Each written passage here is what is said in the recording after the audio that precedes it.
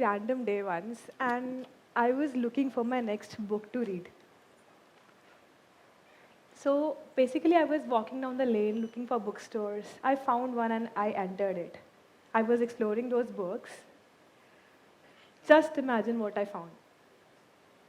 That I noticed that out of every 4 or 5 books, one book read how to know yourself, how to read your own mind, how to influence yourself, and my mindset. My dear God. Now we are paying money, spending money to know ourselves, like to read about ourselves. That was very shocking for me. At multiple times, like every one of us has faced a situation where we thought that we were not enough, that we had to change ourselves to fit in our friends, to fit in our society, to fit in the group, right? And then we start to change ourselves, losing ourselves. Let me share you some stories. Story of a girl named Gauri. She was once a very vibrant, very creative person. She used to sing, she used to write, she used to do lot many things. But then she grew up. And as she grew up, the world's noises filled her head, saying that, you care too much, don't do that. Don't dance. Be a little more practical. They asked her to change, and she did. And it worked at first. She got new friends, she got this sense of belonging to the people. But, but that didn't last long. She felt that she was disappearing.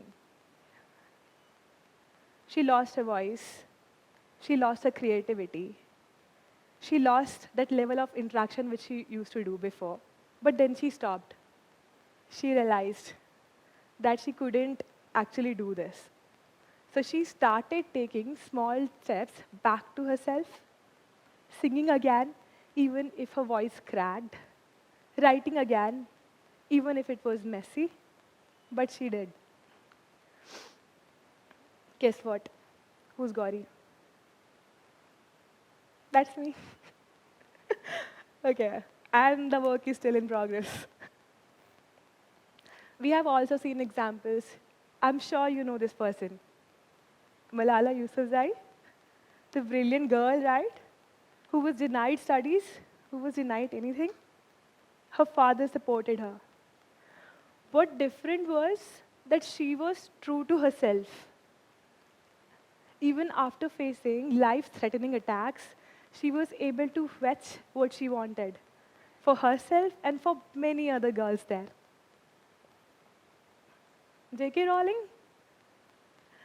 before she became the author of Harry Potter, she also knew the struggle.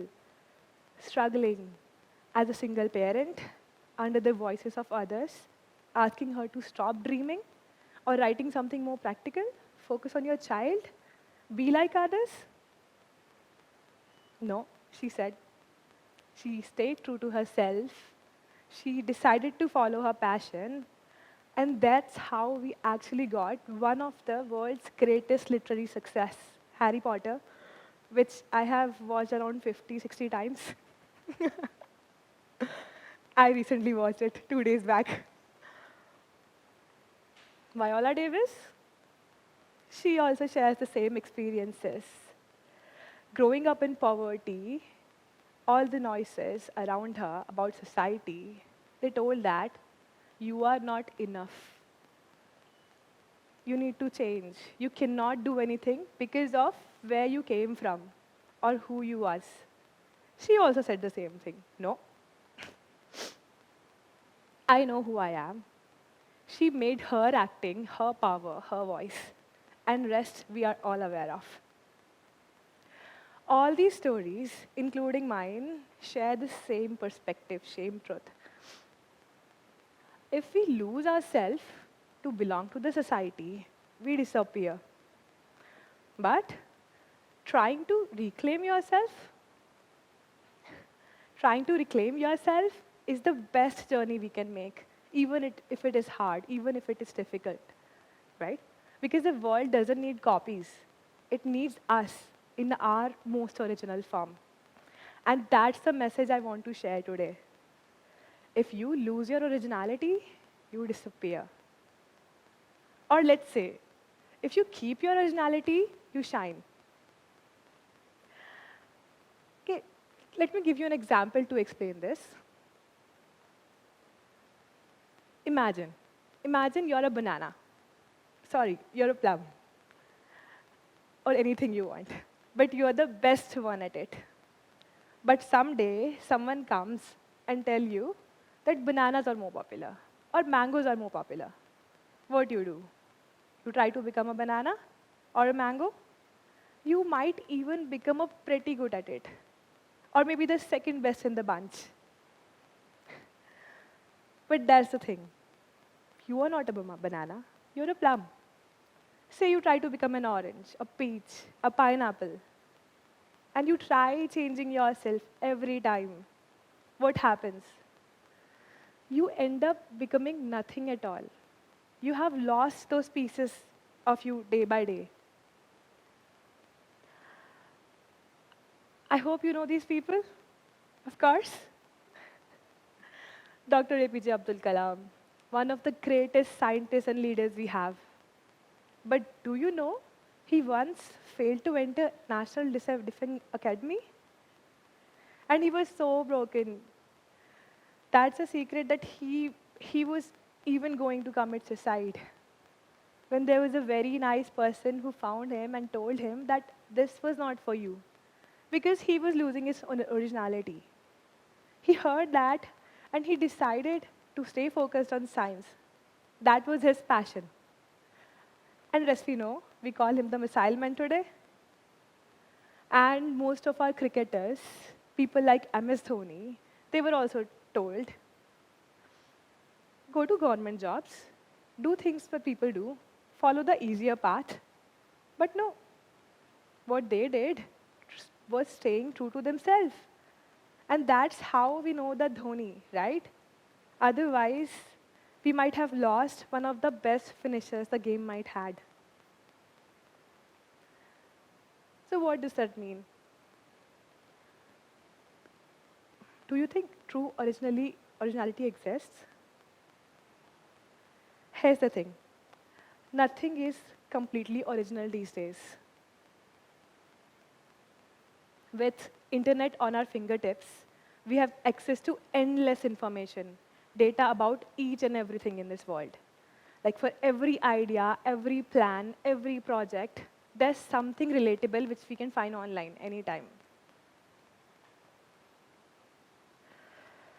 But does that mean originality is dead? Maybe, maybe not. But what I do know is originality starts from within you. In this diversity of templates and references and tutorials what we have online, I have made this decision that whenever it will come to originality, whenever it will come to creativity, I will first turn inwards. I will let my mind decide which way to walk when it comes to creativity. It might mean that I might fail at first, or my ideas might not look real or incomplete, but those will be my ideas. They will carry a part of my essence, my originality, right? And, and that's what true originality is. It doesn't mean that you have to completely be unlike anything else in this world. No, it means that you have to be yourself authentically. There's nothing wrong with references, though. References exist. But it's very important that we sometimes start from scratch. We let our mind decide which way to take before looking for the world's inputs. After all, there are like 7.8 billion people on this planet. I'm not sure, just a guess. So repetition is bound to exist. We can't stop that.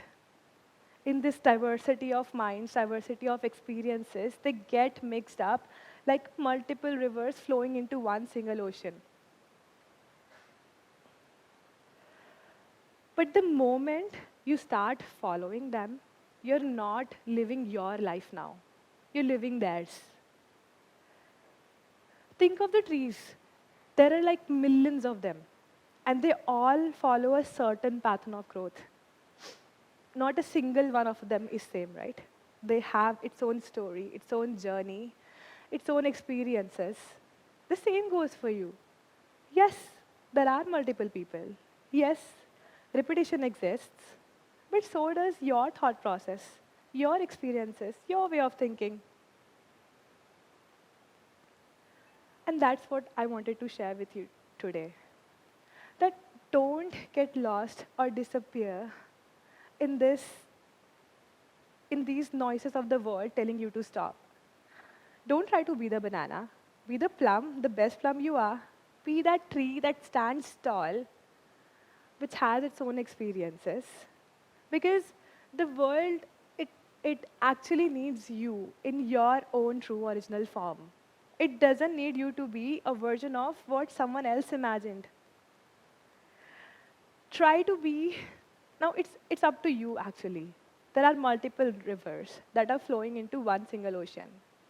It's up to you now. You want to get merged with them, or you actually want to carve your own course towards what you want to build. Thank you.